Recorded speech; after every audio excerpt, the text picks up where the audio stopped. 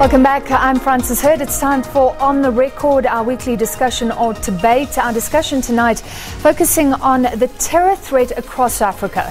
This after terrorists stormed a hotel complex and office park in Nairobi in Kenya on Tuesday, leaving 21 people dead.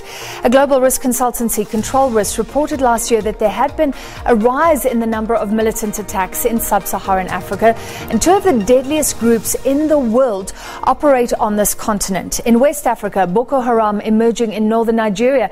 It spread to Chad, Cameroon and Niger. In East Africa, Al Shabab originally wanted to bring a form of governance to Somalia. It captured large parts of the capital, Mogadishu.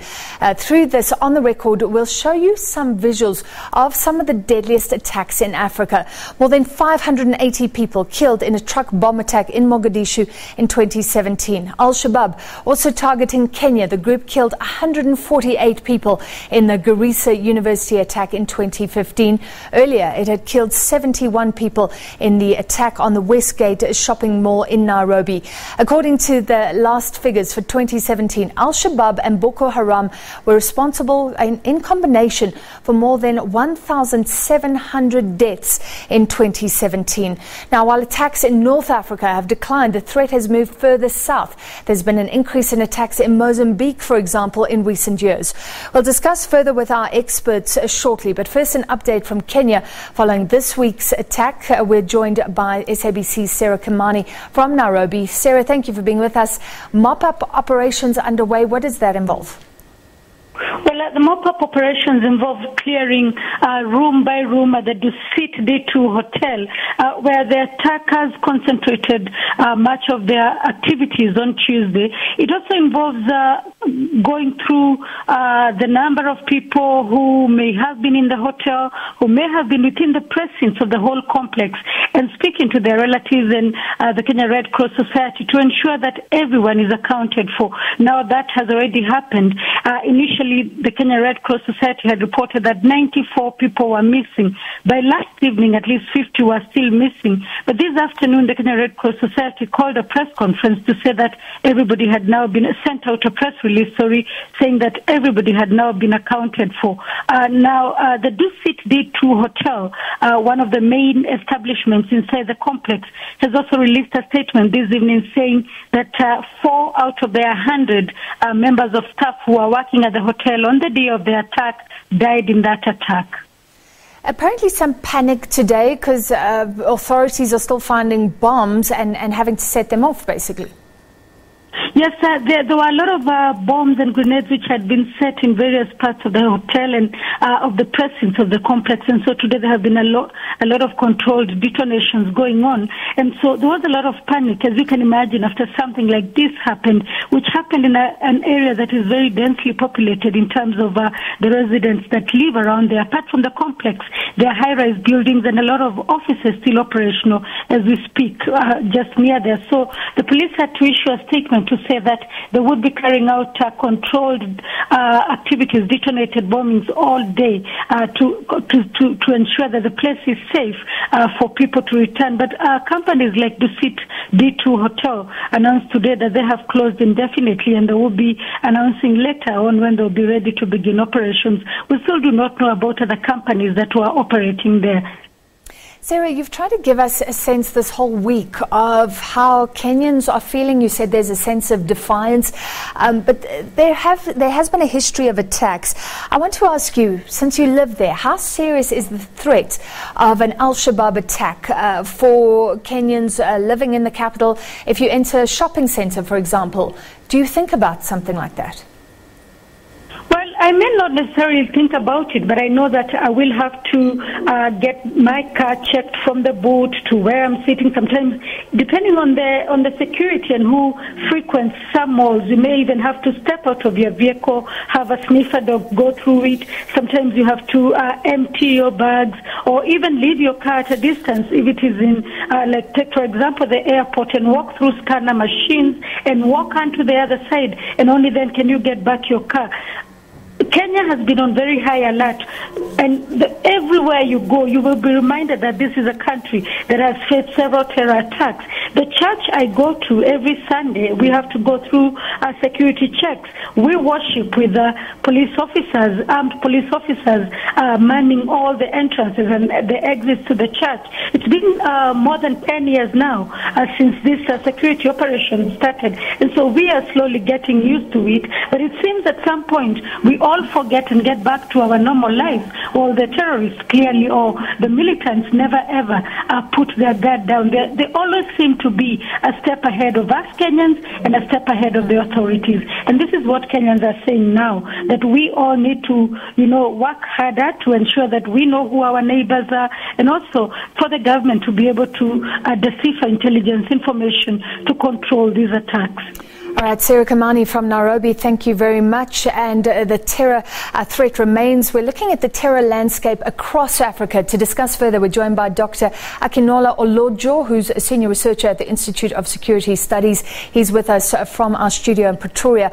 On the line from Nairobi, we have Daniel Hill, the senior managing director for East Africa Control Risk. That's a risk company. And via Skype, Jasmine Opperman, head of the Africa desk at the Terrorism Research and Analysis Consortium.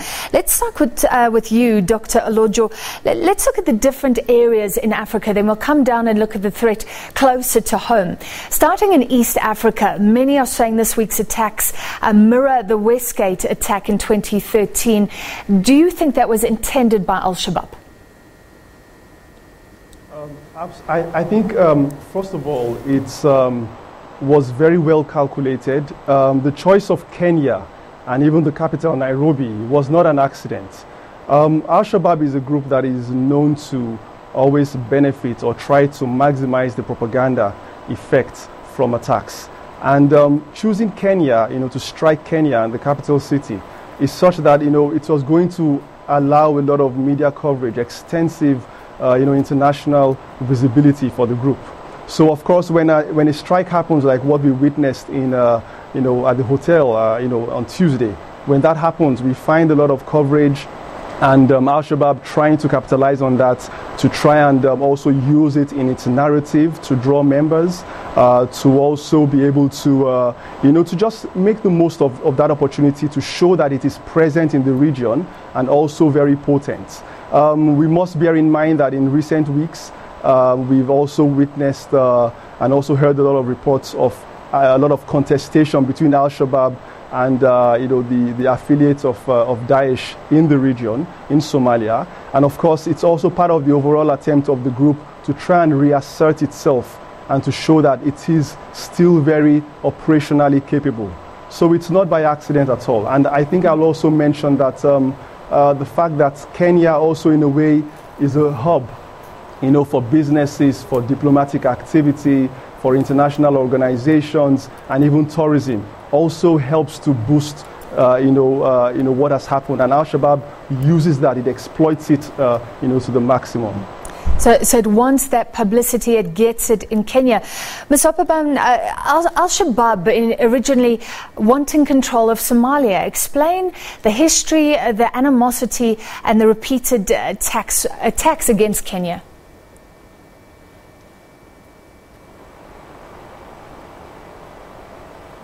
Ms. Opperman, via Skype, I'm asking you if you can explain why Al-Shabaab is targeting Kenya. Its original goal was to gain control of Somalia. Al-Shabaab is part of the history of Somalia. We can trace it back to 2006 and later on, and has evolved over time as being part of the setup of the Somalian security complex. Its goal is very clear-cut. We must remember we're talking of a group that has pledged allegiance to Al-Qaeda. It's part of the Al-Qaeda franchise. And Al-Qaeda strategy is clearly using groups in a local context to achieve an extremist ideology. And the same applies to Shabaab. Shabaab wants a state in Somalia based on their extremist ideology.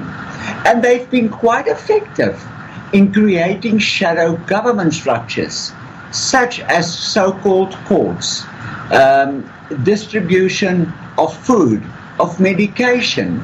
And to be quite frank, it doesn't take much at this point in time for Al Shabaab to show that at a governance level, they can do much more for the immediate communities than actually the Somalian government can, as the Somalian government is struggling to enforce its authority in a uniform way in Somalia. So it is a conducive environment, and that allows Al Shabaab to simply continue to remain opportunistic in their attacks as well as in their propaganda, and to remain ever present.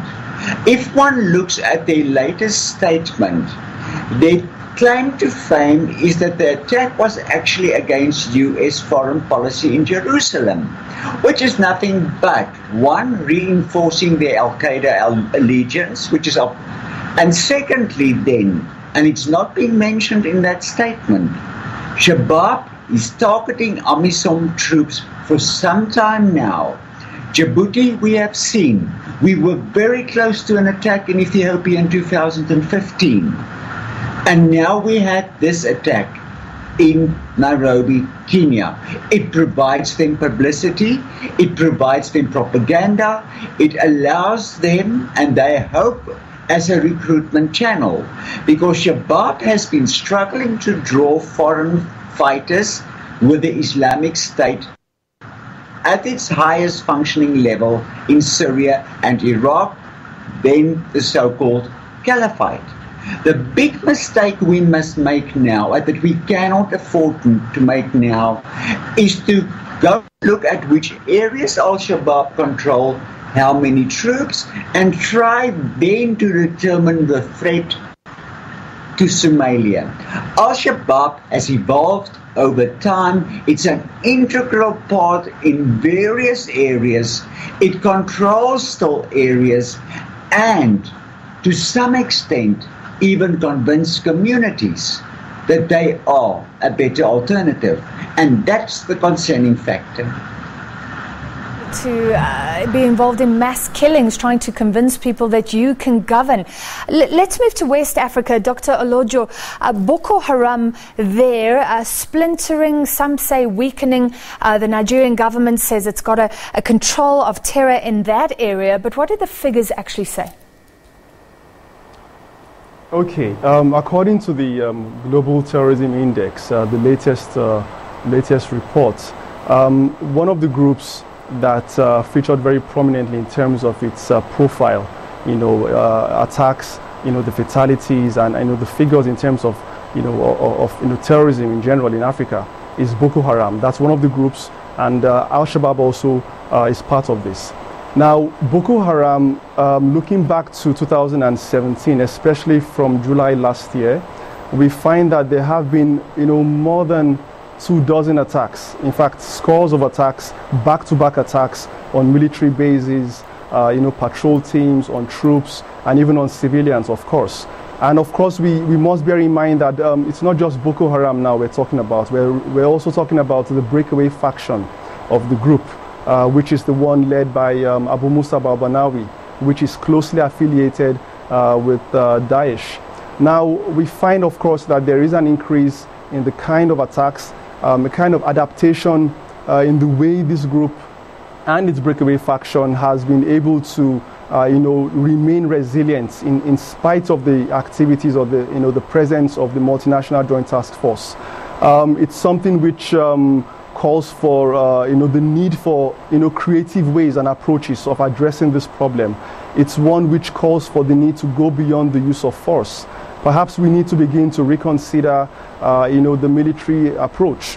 We need to have a very comprehensive and approach that also reflects, for instance, a criminal justice framework.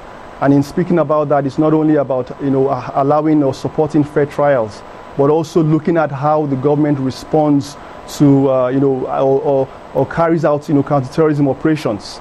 And there's a point which I would like to make, is the fact that people always ask the question: does Nigeria or even the Lake Chad Basin countries affected have a comprehensive counterterrorism framework.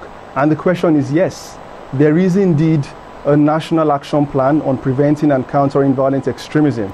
A very good example in the case of Nigeria. But the problem is how it is being implemented. Is it being implemented with a sense of urgency? That's the main question that we need to ask. Because the National Action Plan has 4 main components that actually reflect, what I mentioned about the rule of law. It has that aspect that deals with community engagement and resilience building in communities. It has that aspect that deals with strengthening institutions and interagency coordination. It has an aspect that also deals with strategic communications. So the figures are bad in terms of the attacks and the fatalities, but then there is a framework, and that framework simply needs to be activated and implemented with a sense of urgency. All right, so there's a bit of lack of urgency. That was said over and over in relation to the girls kidnapped by Boko Haram. Let's get Daniel Hill. He's on the line. He's from Control Risks. I introduced him earlier, but we were waiting for that call to come through. Control Risks, a global risk consultancy. Mr. Hill, you've been following the figures. We've been talking about East Africa and West Africa. Then we'll come down closer to Southern Africa. East Africa and West Africa, what is the state of terror according to your consultancy? Thank you very much. Yes, I think it's worth noting that for us living here... Mr. Hill, I'm sorry if someone's talking in your ear. You can carry on and let us know the state of terror in East Africa and West Africa. Yeah, thank you. Said that the situation has changed somewhat in the last 48 hours. Obviously, for us here in Nairobi, Kenya, where I live, the attacks of Tuesday brought home the intent and the capability in the East Africa and Horn of Africa region to conduct high-profile targets. The similarity between East and West Africa or a terrorist attack perspective are similar in many ways, but different in many ways. And I think one of your previous callers was talking about the about what their reason for being and their drivers. But actually, within East Africa in particular, we don't see the most recent attack 40 hours ago. Mr. Hill, we were struggling to hear you. What a pity. A terrible line to Nairobi. We'll see if we can fix that. So let me, before we take a break, let me go back to Ms. Opperman. We were talking about East Africa, West Africa. We heard from Dr. Allo Joe that there's perhaps a lack of urgency in dealing with Boko Haram from Nigeria, from that area. Do you agree? I think one must apply caution here. First of all, I have a problem with the word Boko Haram being used. We are talking for the last period, the Islamic State West Africa. Boko Haram ideologically has stagnated. Boko Haram is confined to very specific areas, whereas the Islamic State West Africa has been moving, and we have seen over 20 attacks already the last 2-3 months, targeting military basis. But the ideology is clear. They're not less moderate. To the contrary, they're trying to win the hearts and minds of civilians. They're trying to get the civilians on their side because they know full well that civilians do not trust the Nigerian security forces. The Nigerian security forces, many facts on the table of gross human rights violations. So the urgency is there. But the problem comes down to human dignity. The problem comes down to trust. The willingness to cooperate with security forces. And for as long as that remains absent, for as long as there is not constructive engagement, no soft power tactic can work. We see in Mozambique, and I'm not saying Mozambique is an Islamist insurgency at all. That's a complexity in itself that needs a discussion in itself. But there is such a great divide between the communities and the government, neglect, poverty, unemployment, And now government expects these communities to trust them overnight. No, it's not going to happen. And if you go and look at northeast Nigeria, all they want is a normal lifestyle with economic activity taking place. Islamic State West Africa knows that, tries to bring that into position, needless to say, to their own benefit because they gain taxes from it. The same applies to Al Shabab. So I hear what you're saying. I hear what you're saying, Ms. Opperman, that if there's a trust deficit, if people are suffering, if society is isolated, terror can thrive. We have to take a short break, but hopefully all our guests can stay with us. And afterwards, we'll look at Mozambique. We'll look at the threat closer to home. Stay with us.